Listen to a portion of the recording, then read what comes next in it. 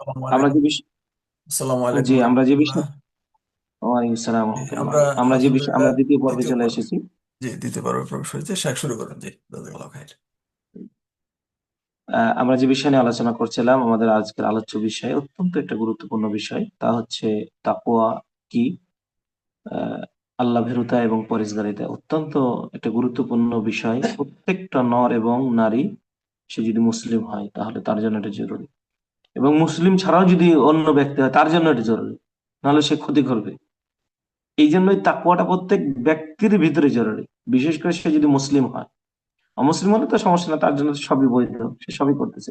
তার ভেতরেও যদি এই তাকওয়াটা নিয়ে আসতে পারে তাহলে তার অনিষ্ট থেকে, তার যে পাপাচার এবং অনিষ্ট, এটা থেকে আরেকজন মুসলমান বেঁচে যাবে। এই জন্য তাকওয়াটা প্রত্যেক ব্যক্তির ভিতরে জরুরি। আল্লাহ ভীরুতা এবং পরহেজগারিতা এবং আল্লাহর যে ভয়, এইটা প্রত্যেক ব্যক্তির জন্য জরুরি। তো আমরা তাকওয়ার বিষয় নিয়ে কথা বলতে গিয়ে আমরা একটা আয়াত আপনাদের সামনে উপস্থাপন করেছিলাম, সূরা আল ইমরানের 102 নম্বর। আল্লাহ এখানে কি বলছেন? তিনি বলছেন যে, হে ইমানদারগণ, তোমরা আল্লাহকে ভয় করো যেভাবে ভয় করা দরকার। সত্যিকার অর্থে আমরা যদি আল্লাহকে যেভাবে ভয় করা দরকার সেভাবেই যদি আমরা ভয় করতাম, তাহলে আমার দ্বারা কখনো আমার আচার ব্যবহারটা এটা আমার খারাপ হতো না, আমার হাতের দ্বারা অন্য একজন ব্যক্তি কষ্ট পেত না। আমরা আসলে আল্লাহর ভয় আমাদের ভিতরে কম, পরেশগারিতা আমাদের ভিতরে কম, দিন ধর্ম আমাদের ভিতরে কম, এবং দিনই যে অনুশোচনা এটা আমাদের ভিতরে কম, এবং নিজেকে যে নত হয়ে চলতে হবে এটা আমাদের ভিতরে কম।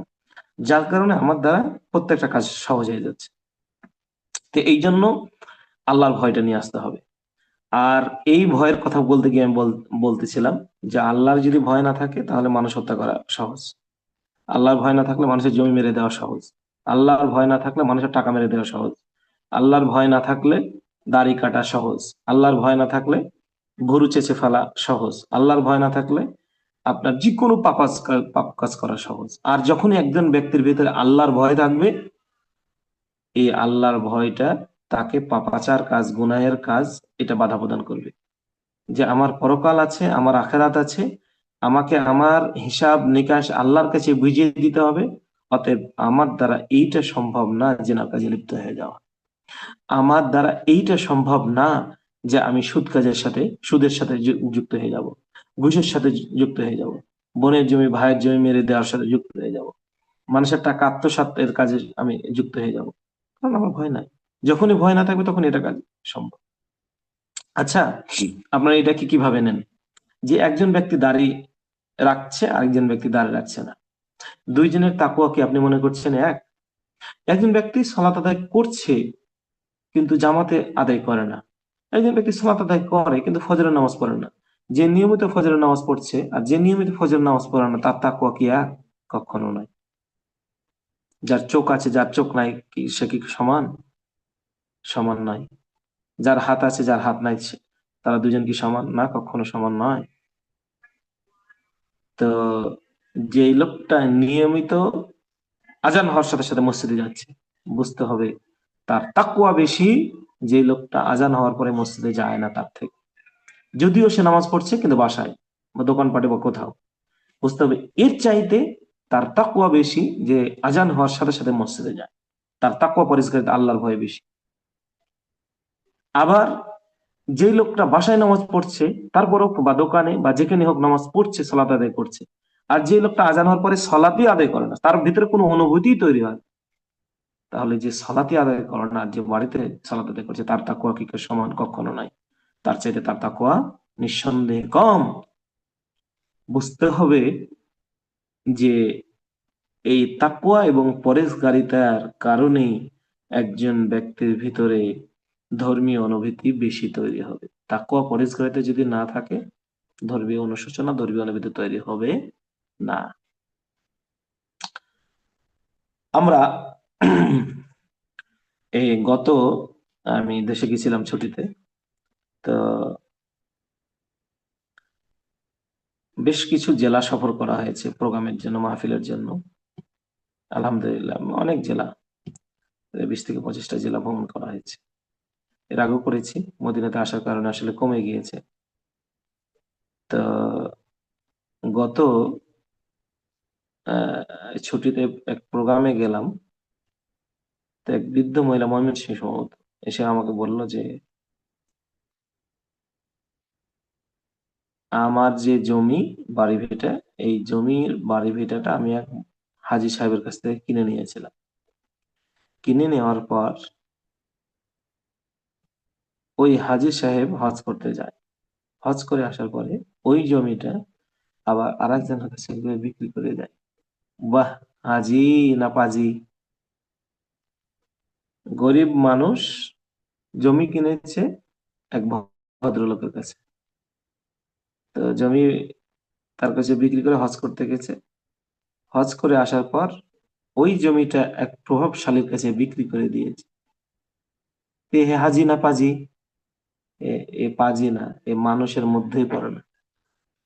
যেই লোক এক জমি দুইবার বিক্রি করে ও মানুষই নয়।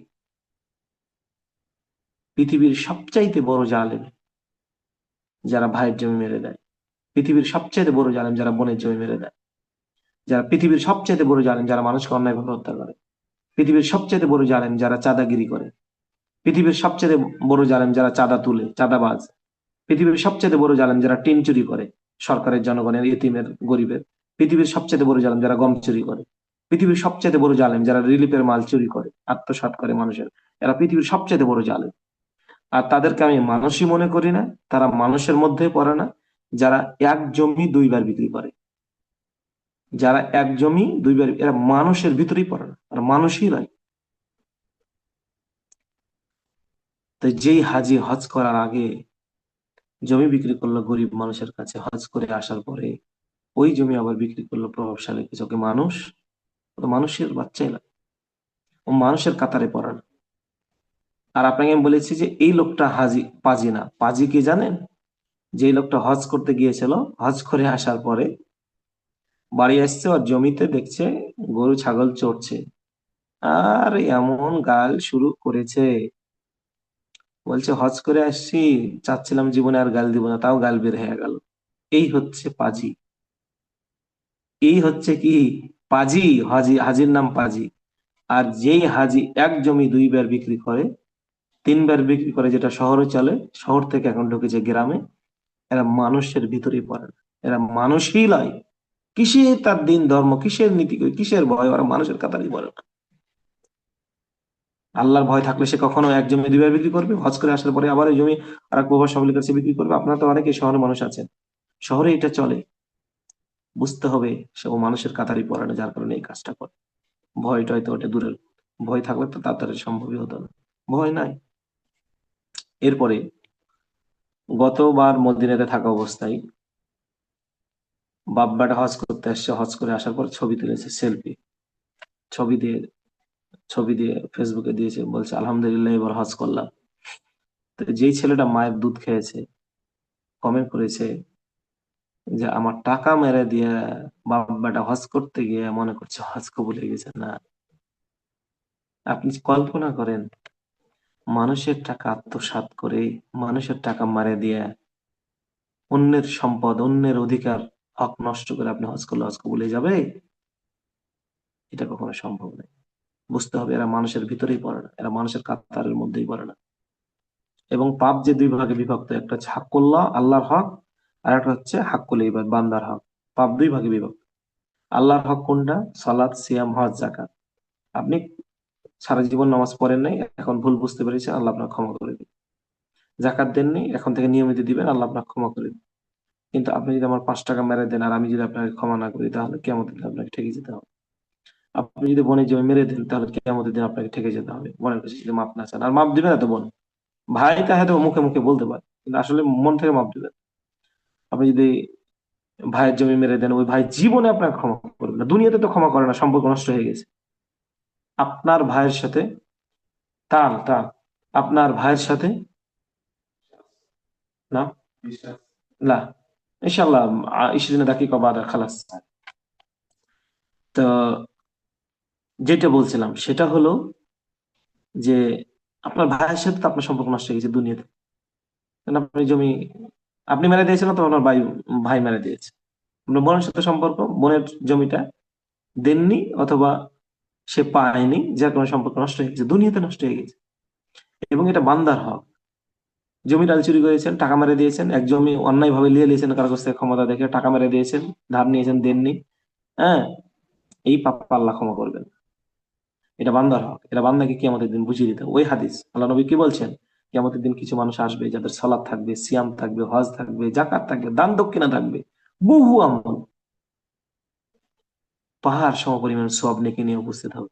কিন্তু দেখা যাবে এই লোকটি আর বোনের জমি মেরে দিয়েছে, এই লোকটি তার ভাইয়ের জমি মেরে দিয়েছে, মানে ভাইয়ের হকটা বুঝিয়ে দেয়নি। এই লোক মানুষের টাকা নিয়ে টাকা দেয়নি, টাকা আত্মসাৎ করেছে, চাকরির নামে ফাঁকিবাজি করেছে, বিদেশ নিয়ে যাওয়ার নামে ফাঁকিবাজি করেছে, প্রবাস নিয়ে যাওয়ার নামে ধোঁকাবাজি করেছে, চাকরির নামে ধোঁকাবাজি করেছে, বিভিন্ন কাজ কামের নামে ধোঁকাবাজি করেছে, কিয়ামতের দিনে ঠেকে যাবে। হাজি হজ করেছে, নেকি আছে, জাকাত দিয়েছে, নেকি আছে, সালাত আদায় করছে, নেকি আছে, কিন্তু মানুষের এই আত্মসাৎ করার কারণে কিয়ামতের দিন দেখা যাবে বহু আমল। একজন ব্যক্তি এসে বলবে, আল্লাহ, এই আমার টাকা আত্মসাৎ করেছিল, আল্লাহ বলবে যে তার নেকি আছে, নেকি গুলো তোমাকে দিয়ে দিলাম। আরেকজন ব্যক্তি এসে বলবে, আল্লাহ, আমার ভাই ছিল, ও আমাকে আমার হকটা বুঝিয়ে দেয়নি, আল্লাহ বলবে যে ওর নেকি যাও, তোমাকে দিয়ে দিলাম। আরেকজন ব্যক্তি এসে বলবে, আল্লাহ, আমার জমি আইল চুরি করেছিল, আল্লাহ বলবে যে তার নেকি থেকে তোমাকে নেকি দেওয়া হলো। দেখা যাবে লোকটি অনেক সওয়াব নেকি নিয়ে উপস্থিত হয়েছিল, জান্নাতে চলে যাবে, কিন্তু মানুষের সম্পদ আত্মসাৎ, টাকা আত্মসাৎ করার কারণে কিয়ামতের দিন সে ঠেকে যাবে। তখন দেখা যাবে তার নেকি শেষ হয়ে যাবে। আর একজন লোক এসে বলবে, আল্লাহ, ও আমার ও আমার টাকা আত্মসাৎ করেছে, টাকা দিয়ে ধার নিয়ে টাকা দেয়নি। তখন আল্লাহ রাব্বুল আলামিন বলবে যে তার তো আর নেকি নাই, তোমার যে পাপ আছে এই পাপগুলো তার নেকির পাল্লায় চড়িয়ে দাও, পাপের পাল্লায় চড়িয়ে দাও। এই লোকটি যাওয়ার কথা ছিল জান্নাতে, কিন্তু এই লোকটি মানুষের টাকা সম্পদ আত্মসাৎ করার কারণে তার সব নেকি বাদ হয়ে যাবে। পরিশেষে সে মানুষের হক আরো মানুষ পাবে, এটা বুঝে না দেওয়ার কারণে মানুষের যে পাপ সেগুলো তার পাপের পাল্লায় চড়িয়ে দিয়ে লোকটিকে জাহান্নামে যেতে হবে। নাউজুবিল্লাহ, নাউজুবিল্লাহ, নাউজুবিল্লাহ। দেখেন যে মানুষের এই যে আমি যেটা বলছিলাম যে পাপ দুই ভাগে বিভক্ত, হাক্কুল্লাহ, হাক্কুল ইবাদ, আল্লাহর হক, বান্দার হক। তো এই বান্দার হক আত্মসাৎ করার কারণে, বান্দার হক মেরে দেওয়ার কারণে এই লোকটিকে জাহান্নামে যেতে হবে, অথচ জান্নাতে যাওয়ার কথা ছিল। বুঝতে হবে এদের ভিতরে একটারও আল্লাহর ভয় নাই, দিন ধর্ম কিচ্ছু নাই, নীতি নৈতিকতা কিচ্ছু নাই, পারিবারিক শিক্ষা কিচ্ছু নাই, বংশীয় শিক্ষা কিচ্ছু নাই, ধর্মীয় অনুভূতি কিচ্ছু নাই। ভয় না থাকার কারণে তো এটা সম্ভব। যার ভিতরে ভয় আছে সে কখনো এটা করবে? কখনো না। না, আমার ভাই আমার আমি বুঝিয়ে দেবো, বোনেরটা বোনিয়ে বুঝিয়ে দেবো, প্রতিবেশীটা প্রতিবেশী দেবো, মানুষকে ধার নিয়েছিলাম তাকে দিয়ে দেবো। বুঝতে হবে তার তাকওয়া পরহেজগারিতা আল্লাহ বিরুদ্ধে আছে। আল্লাহ তাআলা বলছেন, ইয়া আইয়ুহাল্লাযীনা আমানু তাকুল্লাহ, অন্য জায়গায় বলছেন যে হে ঈমানদারগণ, তোমরা আল্লাহকে ভয় করো, আল্লাহকে ভয় করো, ওয়াল তানজুরু নাফসুম মা কাদ্দামাত লিগাদ, এবং তোমাদের চিন্তা হওয়া উচিত আগামীদের দিনের জন্য তোমরা কি প্রেরণ করছো। আল্লাহকে কিভাবে হিসাব নিকাশ বুঝিয়ে দিবে, এই হিসাব নিকাশ বুঝিয়ে দেওয়ার জন্য তোমাদের প্রস্তুতিটা কোথায়? আল্লাহ বলছেন চিন্তা করো, ওয়াল তানজুর নাফসুম মা কাদ্দামাত লিগাদ, প্রত্যেকটা নাফসের চিন্তা করা উচিত সে আগামী দিনের জন্য কি আল্লাহর কাছে প্রেরণ করছে। আমাদের জীবনে কোনো গ্যারান্টি নেই, কখন মারা যাব কোনো ঠিক নাই। সুতরাং আল্লাহকে ভয় করতে হবে এবং প্রত্যেকটা মুহূর্তে আমাদেরকে চিন্তা করতে হবে যে আমি আগামী দিনের জন্য আল্লাহর জন্য কি প্রেরণ করলাম, আমার নিজের জন্য আমি কি পাঠালাম। দুনিয়াতে ভালো থাকার জন্য তো প্রত্যেকটা সময় আপনি হিসাব নিকাশ করছেন, টাকা কমে গেলে আবার টাকা বাড়ানোর চিন্তা, টাকা না থাকলে আপনার মন খারাপ, টাকা না থাকলে আপনি চিন্তিত, টাকা না থাকলে আপনার শরীর অচল, পরিবার আপনাকে ভালোবাসছে না, দুনিয়ার কেউ ভালোবাসছে না, আপনি চিন্তিত, অসহায়, আপনার কোনো মূল্য নাই, বাস্তবিক তাই, দুনিয়াতে তো তাই। তা আপনার এই চিন্তা যদি হয়, তাহলে আসল যে জায়গা আপনার আমার খালিদিনা ফিহা, যেখানে মানুষ যুগ যুগ ধরে থাকবে, সেটা হচ্ছে জান্নাত জাহান্নাম। সেই জায়গাতে ভালো থাকার জন্য আপনার আমার কতটুকু চেষ্টা প্রচেষ্টা আছে, এটাই তো আল্লাহ রাব্বুল আলামিন দেখবেন, এটাই আল্লাহ রাব্বুল আলামিন দেখবেন। আপনার আমার যদি ভয় থাকে, চেষ্টা প্রচেষ্টা থাকে, ইনশাল্লাহ আমি আপনি আমি আপনি পরকালে নাজাত পেয়ে যাবো। যদি চেষ্টা প্রচেষ্টা না থাকে, কশ্চিন কালেও আমি আপনি পরকালে মুক্তি পাবো না, নাজাত পাবো না। এই জন্য আল্লাহকে ভয় করতে হবে এবং প্রত্যেকটা সময় চিন্তা করতে হবে যে আমি পরকালে ভালো থাকার জন্য আমি প্রত্যেকদিন একটু একটু করে কি সঞ্চয় করছি। সালাত হোক, সিয়াম হোক, হজ হোক, জাকাত হোক, দান হোক, সাদকা হোক, ভালো কাজ হোক, সদাচরণ হোক, ভালো ব্যবহার হোক। আপনাকে একজন সাইকেল নিয়ে যাচ্ছেন, মোটর সাইকেল, একটা রিস্কাওয়ালা একটু মেরে দিয়েছে, আরে রাগ, বহু দেখবেন, দেখেন বেয়াদব দেখবেন, আরে মনে হচ্ছে রিস্কাওয়ালাকে থাপড়ে থুপড়ে শেষ করে দিবে। বেহাই আর লজ্জা শরম কিছু নাই, ওর ভিতরে সদাচরণ নাই, ওর ভিতরে তাকওয়া নাই। তাকওয়ার নাম এইটা যে আপনার গাড়িতে একটু লেগে গেছে, আপনি ধৈর্য ধারণ করুন, ভাই ঠিক আছে যান, এরপরে নেক্সট টাইমে কারোর সাথে যেন না হয়। এর নাম হচ্ছে তাকওয়া, এর নাম হচ্ছে পরেশগারিতা, এর নাম হচ্ছে সদাচরণ। এটা মানুষকে জান্নাতে নিয়ে যাবে। কুকুরকে পানি খিলিয়ে যদি বেশ্যা মহিলা, বাংলা কথায়, যে সারা জীবন অবৈধ কাজ করেছে, অবৈধ নারী নিয়ে, অবৈধ জেনার কাজে লিপ্ত থেকেছে সারা জীবন, যে মহিলাটা শেষ জীবনে কুকুরকে পানি পান করিয়ে আল্লাহ এটা তাকে পছন্দ করে নিয়েছে, আল্লাহ যদি তাকে জান্নাত দেয় এই কাজটা, তাহলে আপনি আমি যদি একজন গরিব মানুষকে যদি ক্ষমা করে দিই এই আচরণ করে, আল্লাহ আমাকেও আপনাকে ক্ষমা করে দিতে পারে। একটা ছেলে মাদ্রাসা যাচ্ছে দিন শিখার জন্য ইসলাম, আপনি তার ভাড়াটা যদি দিয়ে দেন, তাহলে এই ভাড়া দেওয়ার কারণে আল্লাহ রাব্বুল আলামিন আপনাকে ক্ষমা করে দিতে পারে। কুকুরকে পানি পান করিয়ে সারা জীবন অবৈধ কাজ করার পরে, অবৈধ কাজ করার পরে কুকুরকে পানি পান করিয়ে যদি আল্লাহ তাকে জান্নাত দেয়, তাহলে একজন মাদ্রাসার ছাত্রকে পড়ার সুযোগ সুবিধা করে দেওয়ার কারণে আল্লাহ আপনাকেও জান্নাত দিতে পারে। সেই আল্লাহ এখনো আছেন যে আল্লাহ সে সময় ছিল। সুতরাং আমাদেরকে চেষ্টা করতে হবে। আমি চেষ্টা করি নিজে, আলহামদুলিল্লাহ আমি নিজে ছাত্র মানুষ, এরপর আমি চেষ্টা করি দেশে গেলে আমার পাশে যদি কোনো ছাত্র বসে, মাদ্রাসার ছাত্র, বা আমি ডেকে নিই, পাশে বসে গল্প করি এবং পরামর্শ দিই, পড়াশোনা করো, জীবনটাকে সেট, লাইফটাকে সেটেল করতে হবে, এবং তার ভাড়াটা আমি দিয়ে দিই আলহামদুলিল্লাহ। এইটা বলার দ্বারা আমি নিজেকে প্রকাশ করছি না, এটা দ্বারা আপনিও নিজে উৎসাহিত হবে। আমি হয়তো কার থেকে শিখেছি, আমিও কারো থেকে শিখেছি, আমি মায়ের পেট থেকে শিখে আসে নাই। তো এইটা আপনার জন্য অনুভূতি হয়, সূচনা হয়, এবং এইটা আপনার চেষ্টা করতে হবে যে এর বিনিময়ে আমি আল্লাহর কাছে পরিত্রাণ পাই, এর বিনিময়ে আমি জান্নাত চাই। আমি এই এই উদ্দেশ্যে দিই, কারণ 20 টাকা বের করা অনেক কঠিন, 100 200 500 টাকা কঠিন, আমার ছাত্র মানুষ, ইনকাম থাকলেও বের করাটা কঠিন। কখন যখন আমি আল্লাহর জন্য নিজেকে সঁপে দেবো, আমি যখন আল্লাহর আমার ভিতরে ভয় থাকবে, তখন এই কাজটা করা সহজ। এবং আমি চাইবো মনে মনে যে এর মাধ্যমে আমি জান্নাত চাই। আমি খিদমাতুল খলক একটা সংগঠন করেছি, সৃষ্টির সেবা, এটা কেউ জানে না, কিছু দিনই ভাই জানেন। এটা আমি ফেসবুকে নিয়ে আসিনি এখন, অথচ যদিও আমার ফেসবুকে একটা ব্যাপক প্রচার প্রসার আছে, তো আমি এটা গোপনে এখনো রেখেছি। আমাদের কিছু দিনই ভাই সহযোগিতা করে আলহামদুলিল্লাহ। আমরা অলরেডি 4টা প্রজেক্ট নিয়ে কাজ করেছি গত 3 বছরে। দুইজনকে টয়লেট করে দিয়েছি, গরিব মানুষ যাদের পরিবারে টয়লেটই ছিল না, বাইরে পেশাব পায়খানা করতে, আলহামদুলিল্লাহ তারা নামাজি পরেশগার, তাদেরকে দিয়ে, যে নামাজি পরেশগার নাকি বলে, একজনকে পানি খাওয়ার ব্যবস্থা করে দিয়েছি আলহামদুলিল্লাহ। বেশ কিছু রাইস কুকারকে বিতরণ করেছি, গরিব মানুষকে মাঝে মধ্যে দেখলে সেখান থেকে কিছু টাকা বিতরণ করেছি। এক ছেলেকে মদিনা আসতে পারবে না, এই জন্য এবার কিছু পাসপোর্ট কেনার জন্য ওই খাত থেকে টাকা দিয়েছি আলহামদুলিল্লাহ। আর একটা ছেলের বাপ নাই, কষ্ট করে মাদ্রাসায় পড়ে, তাকে কিছু টাকা দিয়েছি।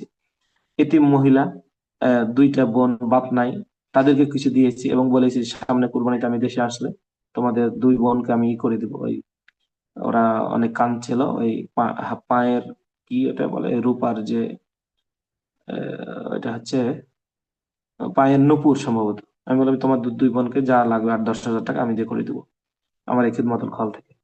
তো এইটা কি, এটা মানবিক কাজ, এটা নীতি নির্ধারিত কাজ।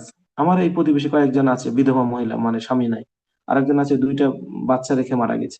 আমি গোপনে গোপনে চেষ্টা করি তাদের কিছু দেওয়ার, রাইস কুকার কিনে দিয়েছিলাম, চুলা কিনে দিয়েছি, তারপরে ছোট ছোট কাজ এগুলো।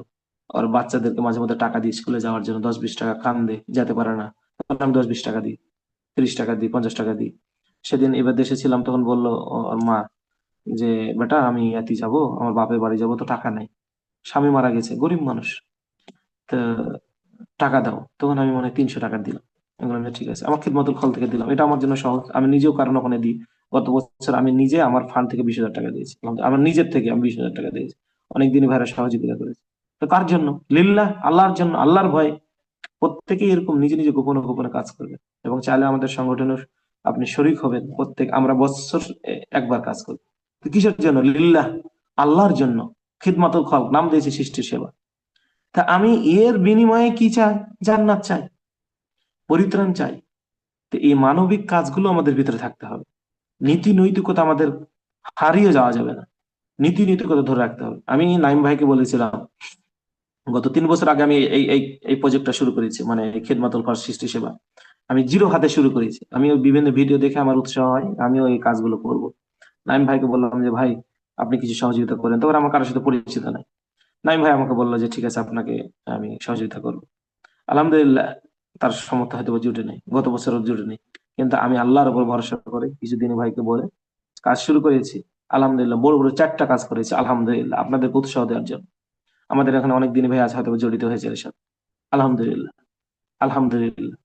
এই যে আমি 4টা বড় বড় কাজ করেছি, এটা আমার জীবনে আমি মনে করি বড় পাওয়া, মানে গোপনীয় ভাবে কাজগুলো করেছি।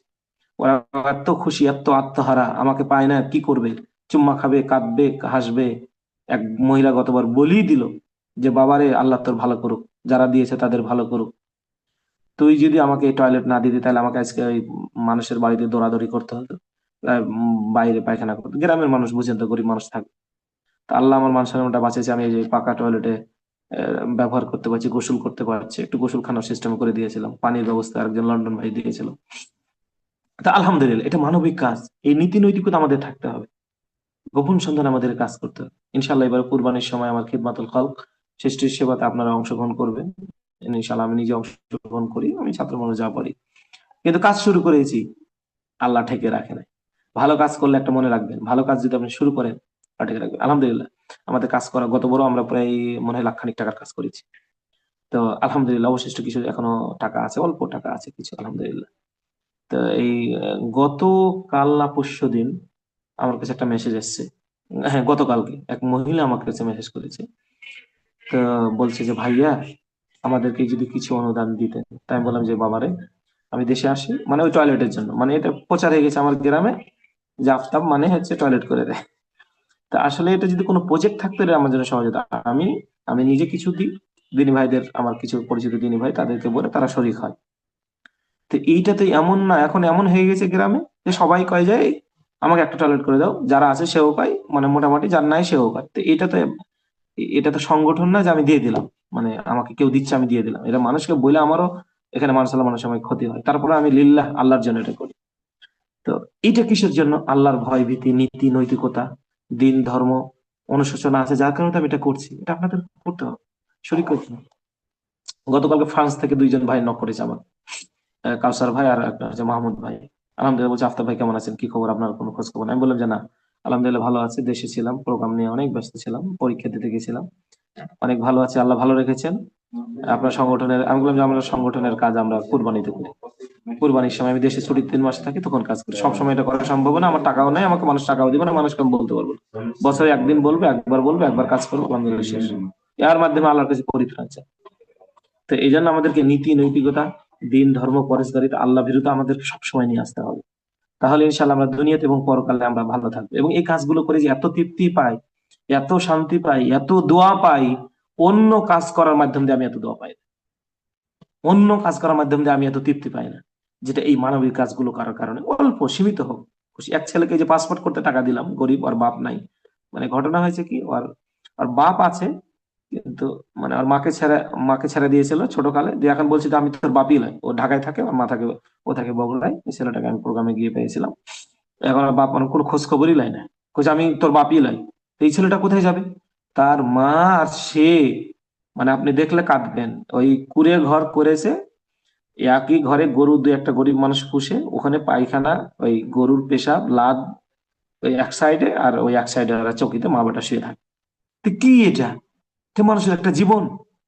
যেই লোকটা নিজের ছেলেটাকে স্বীকার করছেন, আরেক জায়গায় বিয়ে করে বউ বাচ্চা ছেলে বাচ্চা, কেউ মানুষ নাকি অমানুষ? আর দিন ধর্ম আছে না নাই, নীতি নৈতিকতা আছে কি নাই? তো এই ছেলেটাকে যে আমি কিছু পাসপোর্টের টাকা আমি অংশগ্রহণ করছি আমার খিদমতের দল থেকে, আমি কত তৃপ্তি পেয়েছি। আমি বললাম যে শোনো, তুমি এই টাকাটা অন্য কোনো কাজে ব্যবহার করবে না, তুমি পাসপোর্টের জন্য ব্যবহার করবে, তুমি মদিনার আবেদন করে, আমি দোয়া করি আল্লাহ যেন কবুল করে। এটা মানবিক কাজ, নীতি নৈতিকতা। আপনারাও শরিক হবেন, নিজেরাও এগুলো কাজে শরিক হবেন, এটা ভালো কাজ, মানবিক কাজ। এগুলো আপনাদের আমাদের থেকে যাবে, যা খাবো সেটা চলে যাবে, যেটা পরবো সেটাও শেষ হয়ে যাবে, থাকবে শুধু আমি যেটা আমল করব, দান করব, মানবিক কাজ। এই জন্য মানবিক কাজের সাথে আমাদের জড়িত হতে হবে। যে কথা বলছিলাম প্রিয় ভাইরা, যে আল্লাহর ভয় না থাকলে একজন ব্যক্তির দ্বারা সবই সম্ভব মর্মে মুআয বিন জাবাল রাদিয়াল্লাহু আনহুমা বর্ণনা করছেন, নবী সাল্লাল্লাহু আলাইহি ওয়াসাল্লাম বলেছেন ইত্তাকিল্লাহ হাইসুমা কুনতুম। আল্লাহ বলছেন, নবী সাল্লাল্লাহু আলাইহি ওয়াসাল্লাম বলছেন ইত্তাকিল্লাহ, তোমরা আল্লাহকে ভয় করো, হাইসুমা কুনতা, পৃথিবীর যেখানেই থাকো না কেন। আপনি লন্ডনে আছেন, আমেরিকাতে আছেন, প্রবাসে আছেন, হ্যাঁ, ইউরোপ কান্ট্রি গুলোতে আছেন, সৌদি আরবে আছেন, মালয়েশিয়াতে আছেন, যে যেখানে থাকুন না কেন, এই জন্য আল্লাহ নবী বলছেন ইত্তাকিল্লাহ, তোমরা আল্লাহকে ভয় করো হাইসুমা কুনতা, যেখানেই থাকো না পৃথিবীতে। ঘরে আছো, ঘরে যদি পাপ কাজ করো কেউ দেখার নাই, কিন্তু আল্লাহ দেখবে। এই জন্য আল্লাহকে ভয় করতে হবে। সিয়াম এমন একটা ইবাদত, যে ইবাদতে কেউ দেখার নাই, আপনি যদি খাইলেন কেউ নাই, কিন্তু আল্লাহর ভয়, ওখানে হচ্ছে আল্লাহর ভয়। আল্লাহর ভয়ে আপনি বেঁচে থাকছেন সারাদিন। কেন? আল্লাহর সন্তুষ্টির জন্য। আমি কি বলেছি? তাকওয়া মানে আল্লাহর সন্তুষ্টির জন্য কাজ করা। তাকওয়া মানে আল্লাহকে ভয় করা। তাকওয়া মানে আল্লাহর আদেশ মেনে চলা। তাকওয়া মানে আল্লাহর নিষেধ থেকে বেঁচে থাকা, এর নাম হচ্ছে তাকওয়া। তাকওয়া মানে আল্লাহ যে কাজটা পছন্দ করে না সে কাজ থেকে বেঁচে থাকা, এর নাম হচ্ছে তাকওয়া। আল্লাহ পছন্দ করেন কি? শুভের সাথে নিয়ে সন্ধ্যা পর্যন্ত আপনি খাওয়া খাওয়া খানা পিনা থেকে বেঁচে থাকবেন আল্লাহর জন্য। এখানে কি তাকওয়া? আপনি যদি পানি খান, খাবার খান, কেউ দেখে কেন? ঘরে যদি কোনো পাপা কাজে লিপ্ত হন, কেউ দেখার আছে নাই? শহর অঞ্চলে, ইউরোপ কান্ট্রি গুলোতে, বিদেশে আপনি যদি নারী নিয়ে ব্যস্ত থাকেন, গান বাজনা নিয়ে ব্যস্ত থাকেন, নামাজ না পড়েন, কেউ দেখার নাই, আল্লাহ দেখছেন। এই জন্য আল্লাহ নবী বলছেন ইত্তাকিল্লাহ, পৃথিবীর মানুষ তোমরা আল্লাহকে ভয় করো হাইসুমা কুনতা, যেখানেই তোমরা থাকো না কেন। ওয়া আতবি ইস-সাইয়্যাতিল হাসানাতা তামুহা। আল্লাহ নবী বলছেন, সুন্দর একটা প্লাস পয়েন্ট আমাদেরকে দিয়েছেন। আল্লাহ নবী বলছেন, যখনই তোমাদের পাপ কাজ করা হবে, কোনো গুনার কাজ হয়ে গেছে, তখনই তোমরা হাসানা, ভালো কাজ করো। যদি নেক নেক কাজ করো, ভালো কাজ করো, তামহুহা, ওই পাপ কাজ করার কারণে আল্লাহ রাব্বুল আলামিন, পাপ কাজ যে করেছো, এই পাপ কাজ করার পর যদি তোমরা ভালো কাজ করো, ওয়া আতবি ইস-সাইয়্যাতিল হাসানাতা তামহুহা, পাপ কাজ হয়ে গেছে, গুনার কাজ হয়ে গেছে, এই গুনার কাজ করার পরে যদি হাসানা, ভালো কোনো কাজ করো, কোনো সাদকা করো, দান করো, মানবিক কাজ করো, অথবা যে কোনো আল্লাহর কাছে ক্ষমা চাও, তাহলে আল্লাহ রাব্বুল আলামিন তোমাদের এই পাপটাকে মিটিয়ে দিবেন। আলহামদুলিল্লাহ বলেন যে আল্লাহ রাব্বুল আলামিন আমাদেরকে একটা সুবর্ণ সুযোগ দিয়ে রেখেছেন, যে যে কোনো সময় আমাদের পাপ কাজ, গুনার কাজ হয়ে গেলে, এরপরে যদি আমরা একটা ভালো কাজ করি, আল্লাহ রাব্বুল আলামিন হতে পারে এই ভালো কাজের বিনিময়ে ওই গুনাহটাকে মিটিয়ে দিবেন। ওয়াল হাসানাতা তামহুহা। এই জন্য কখনো পাপ কাজ হয়ে গেলে, কখনো গুনার কাজ হয়ে গেলে, আহ কোনো অবৈধ কাজ হয়ে গেলে, যে কোনো কাজ, এটা মানুষের সাথে শেয়ার করবেন না, মানুষকে বলবেন, এটা গোপনে রাখবেন এবং ভালো কাজ করবেন। এর বিনিময়ে মানবিক দান, দক্ষিণা, সাদকা, হ্যাঁ, যে কোনো ভালো কাজ করবেন, আল্লাহ রাব্বুল আলামিন দেখবেন যে ওটা তারা মিটিয়ে দিবেন। অতঃপর আল্লাহ নবী বলছেন, ও খালিকিন নাসা বিখুলুকিন হাসানান। আল্লাহ নবী বলছেন, মানুষের সাথে উত্তম আচরণ করো, মানুষের সাথে ভালো ব্যবহার করো, উত্তম চরিত্রের অধিকারী হও। উত্তম চরিত্রের যদি অধিকারী হও, তাহলে মহান আল্লাহ রাব্বুল আলামিন এর বিনিময়েও আমাদেরকে ইনশাআল্লাহ, আমাদের যেগুলো ভুল ভ্রান্তি হয়, এই ভুল ভ্রান্তি গুলো এর বিনিময়ে আমাদেরকে ক্ষমা করে দিবেন। সুতরাং আমরা এই হাদিস থেকে, মুআজ বিন জাবাল হাদিস থেকে আমরা যে জিনিসটা জানতে পারলাম, সেটা হচ্ছে আল্লাহ নবী আমাদেরকে পৃথিবীর যেখানে আমরা থাকি না কেন ভয় করতে বলেছেন, আমাদেরকে সুতরাং ভয় নিয়ে আসতে হবে। দ্বিতীয় নম্বর, আমাদের কখনো যদি পাপ কাজ হয়ে যায়, পাপ কাজ হওয়ার সাথে সাথে আমাদেরকে ভালো কাজ করতে হবে, কল্যাণমূলক কাজ করতে হবে, মানুষের সাথে সদাচরণ করতে হবে, ভালো ব্যবহার করতে হবে। তাহলে আল্লাহ রাব্বুল আলামিন এর বিনিময়ে আমাদের এই এই যে পাপগুলো হয়, এগুলোকে মিটিয়ে দিবে। এখন আহ সাহাবী সম্ভবত আল্লাহ রাসূল কিছু বলছেন, আল্লাহ রাসূল, আহ আমি পাপ কাজ করেছি। তাহলে উনি বললেন যে তোমার মায়ের সাথে ভালো ব্যবহার করো। বলছে আমার মা তো বেঁচে নাই। তো বলছে তোমার খালা আছে, ফুফু আছে না? বলছে জি। তোমার ফুফুর এ দেখেন, সদাচরণ, সদাচরণের বিনিময়ে, ভালো ব্যবহারের বিনিময়ে আল্লাহ মানুষের পাপকে মিটিয়ে দেয়। রাবের নাম মনে আসছে না, তবে একজন সাহাবী এসে বলছেন যে আল্লাহ নবী, আখবিরনি শাইআন, আমাকে আপনি কিছু বিষয়ে খবর দেন, যে আহ, সহজে যে বিষয়টা আমাকে জান্নাতে নিয়ে যাবে। ইজিবুল জান্নাহ, সহজে আমি জান্নাতে যেতে পারবো, এরকম কিছু আমল শিখে দেন। আল্লাহ নবী তখন বললেন, তিবুল কালাম, মানুষের সাথে তিবুল কালাম, উত্তম কথা বলো, সদাচরণ করো, ভালো ব্যবহার করো। এই ভালো ব্যবহারটা তোমাকে জান্নাতে নিয়ে যাবে সহজ। দেখেন, সহজে জান্নাতে যাওয়ার আমল সদাচরণ, সেটা পাপ কেটে মিটিয়ে দেয়। আল্লাহ তাআলা পবিত্র কোরআনে বলছেন যে, দেখেন, তাকওয়া যদি পরহেজগারিতা আমরা অবলম্বন করি, তাহলে আল্লাহর কাছে আমরা কি, এ ব্যাপারে আল্লাহ বলছেন, ইন্না আক্রামাকুম ইনদাল্লাহি আতকাকুম।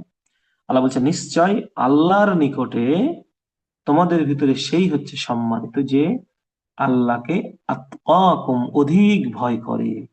আল্লাহকে যারা অধিক ভয় করে, তারাই হচ্ছে আল্লাহর কাছে সম্মানিত, প্রিয় বান্দা। তো এই জন্য আল্লাহর কাছে আমাদের সম্মানিত হওয়ার জন্য, আল্লাহর প্রিয় বান্দা হওয়ার জন্য, নিঃসন্দেহে আমাদেরকে যেটা প্রাপ্ত হবে সেটা কি? সেটা হলো যে আমাদেরকে তাকওয়া নিয়ে আসতে হবে, আল্লাহর ভয় নিয়ে আসতে হবে। রে ভাইরা, আপনারা বিরক্ত হচ্ছেন না? আমরা আলোচনার একেবারে শেষ পর্যায়ে চলে এসেছি। আহ রাসূল সাল্লাল্লাহু আলাইহি সাল্লামের শেষ জীবনের যে একটা আমাদের বাণী, হাতে সেই ইয়ে বাণীতেও আতাব ভাই, তাকওয়া। আমাদের হাতে আর 8 মিনিট আছে। আমাদের হাতে আর 8 মিনিট আছে। তাহলে আমরা আলোচনা, আমি 1-2 মিনিটের ভিতরে আমি সেরে দিচ্ছি। এই 3টে হাদিস আমাদের সামনে আছে। তো এই 3টে হাদিসের আমি মুলাক্কাস বা সারসংক্ষেপ আপনাদেরকে বলবো। রাসূল সাল্লাল্লাহু আলাইহি সাল্লাম একদিন তিনি সাহাবীদেরকে উপদেশ দিচ্ছিলেন। সাহাবীরা রাসূল সাল্লাল্লাহু আলাইহি সাল্লামের এই বক্তব্য উপদেশ শুনে তাদের চোখগুলো ভিজে গেল, পানিতে কান হলো। এমত অবস্থায় সাহাবীরা বললেন, ইয়া রাসূলুল্লাহ, মনে হচ্ছে এটা আপনার বিদায়ী ভাষণ, আপনি আমাদেরকে ওসিয়ত করুন। তখন আল্লাহ রাসূল বললেন, উসিকুম বিত্তাকওয়াল্লাহ, আমি তোমাদের ওসিয়ত করছি আমার এই শেষ জীবনে তোমরা আল্লাহকে ভয় করবে। উসিকুম বিত্তাকওয়াল্লাহ ওয়াসসামি ওয়াত তাআতি, আল্লাহকে ভয় করবে, শুনবে এবং মেনে নেবে। ওয়া ইন তাআম্মারু আলাইকুম আবদুন, যদি তোমাদের ভিতরে একজন গোলাম দাস নেতৃত্ব দেন তাহলে তার কথা শুনবে এবং মানবে। এবং সর্ব অবস্থায় আমি তোমাদেরকে শেষ জীবনে যেটা ওসিয়ত করছি সেটা হচ্ছে আল্লাহর ভয়। এই দেখেন রাসূল সাল্লাল্লাহু আলাইহি ওয়াসাল্লামের শেষ জীবনের বাণীতেও আল্লাহকে ভয়ের ব্যাপারে তিনি সাহাবীদেরকে ওসিয়ত করেছেন। এই হাদিসটা অনেক লম্বা। তারপরে দ্বিতীয় নম্বর আরেকটা যেটা বিষয় সেটা হলো আল্লাহ রাসূল আরেকটা হাদিসে আবু হুরায়রা থেকে বর্ণিত। এই হাদিসে আল্লাহ রাসূল সাল্লাল্লাহু আলাইহি ওয়াসাল্লাম মধ্য অংশে বলেছেন যে অকুনু ইবাদাল্লাহি ইখওয়ানান, তোমরা আল্লাহর বান্দা হয়ে যাও পরস্পরে। এবং আল্লাহ রাসূল বলছেন যে অকুদু ইবাদাল্লাহি ইখওয়ানান আল মুসলিমু আখুল মুসলিম, একজন মুসলমান আর একজন মুসলমানের ভাই, সে তার প্রতি জুলুম করবে না, তাকে সঙ্গীহীন ভাবে ছেড়ে দিবে না, তাকে মিথ্যা প্রতিপন্ন করবে না, এবং ওয়ালা ইয়াহকিরুহু, তাকে তুচ্ছ তাচ্ছিল্য মন করবে না। আত্তাকওয়া হাহুনা, আল্লাহর নবী বললেন তাকওয়া এইখানে, তাকওয়া এইখানে, ওয়াইসিরু ইলা সাদরিহি, আল্লাহ নবী বলছেন তাকওয়া এখানে এখানে এখানে এখানে কোথায়? তিনি বললেন ওয়াইসিরু ইলা সাদরি, আল্লাহ নবী বলেন যে তাকওয়াটা মানুষের থাকে এই অন্তরের ভিতরে, কলবের ভিতরে থাকে মানুষের তাকওয়া। অতঃপর তিনি এই কথা 3বার বললেন। অতঃপর বললেন যে একজন ব্যক্তির জন্য খারাপ হওয়ার জন্য এতটুকুই যথেষ্ট যে আইয়াহকিরা আখাহুল মুসলিম, অপরজন ভাইকে, মুসলমান ভাইকে সে তুচ্ছ তাচ্ছিল্য মনে করে, যে ছোট মনে করেছে, মানে কি সে খারাপ মানুষ, পৃথিবীর সবচেয়ে খারাপ মানুষ, যে মানুষকে গণনা করে না, কিছু মনে করে না, এই পৃথিবীর সবচেয়ে খারাপ মানুষ। তার তাকওয়া না, কিসের তাকওয়া তার? আল্লাহ নবী বলছেন তাকওয়া এখানে অন্তরে। সুতরাং তাকওয়াটা আমাদেরকে সবসময় বজায় রাখতে হবে, তাকওয়াটা আমাদেরকে সবসময় নিয়ে আসতে হবে। একজন তাকওয়াবান ব্যক্তি কেমন হবে দুনিয়াতে? আল্লাহ নবী বলছেন কুন ফিদ দুনিয়া কান্নাকা গরিব, তুমি দুনিয়াতে একজন গরিব মানুষ হও, অপরিচিত লোক হও, আবির সাবিল, অথবা একজন পথিক লোক যারা সফররত অবস্থায় তাদের মতন হয়ে যায়। অপরিচিত লোকের মতন দুনিয়াতে জীবন যাপন করো, অথবা মুসাফিরের মতন জীবন যাপন করো। ইবনে উমার তিনি বলতেন যে ইজা আমসাইতা ফালা তান্তাজিরিস সাবাহা, যখন তুমি সন্ধ্যা করবে, সকাল হবে কি হবে না এই অপেক্ষা করবে না। অতঃপর তিনি বলছেন ওই যে আসবাহতা ফালা তান্তাজিরিল মাসা, যখন তুমি সকাল করবে সন্ধ্যা পর্যন্ত অপেক্ষা করবে। অখুদ মিন সিহহাতিকা লিমারাদিকা, অসুস্থতা হওয়ার পূর্বে সুস্থতাকে কাজে লাগাও। অমিন হায়াতিকা লিমাউতিকা, এবং তোমার মৃত্যু আসার পূর্বে তোমার জীবনটাকে মূল্যায়ন করো। প্রিয় ভাইয়েরা, একজন তাকওয়াবান কেমন হবে? তার দুনিয়াতে চলাফেরাটা হবে একজন গরিব মানুষ, অপরিচিত মানুষের মতো, এবং তার এই দুনিয়াতে চলাফেরাটা হবে মুসাফিরের নাই। সুতরাং আমরা আজকের আলোচনা থেকে যে বিষয়গুলো আমরা উপলব্ধি করতে পারলাম এবং বুঝতে পারলাম, আমাদের জীবনের প্রত্যেকটা ক্ষেত্রে আমাদেরকে আল্লাহর ভয় নিয়ে আসতে হবে, তাকওয়া নিয়ে আসতে হবে, পরেশগারিতা নিয়ে আসতে হবে। যদি তাকওয়া পরেশগারিতা আল্লাহ বিরুদ্ধে না থাকে, আমাদের ভিতরে বুঝতে হবে কোনো কল্যাণ নেই।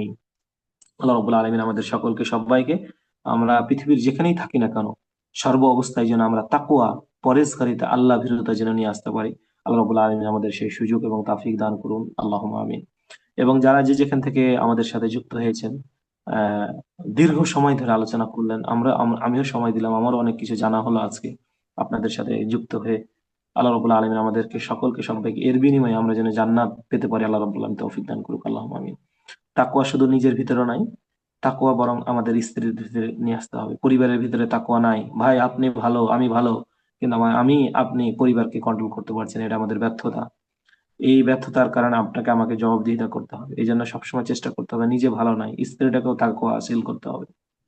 ছেলে মেয়েদেরকে তাকওয়া, আমি মাঝে মধ্যে আমার স্ত্রীকে বলি যে হাসি, আল্লাহকে ভয় করো, আল্লাহ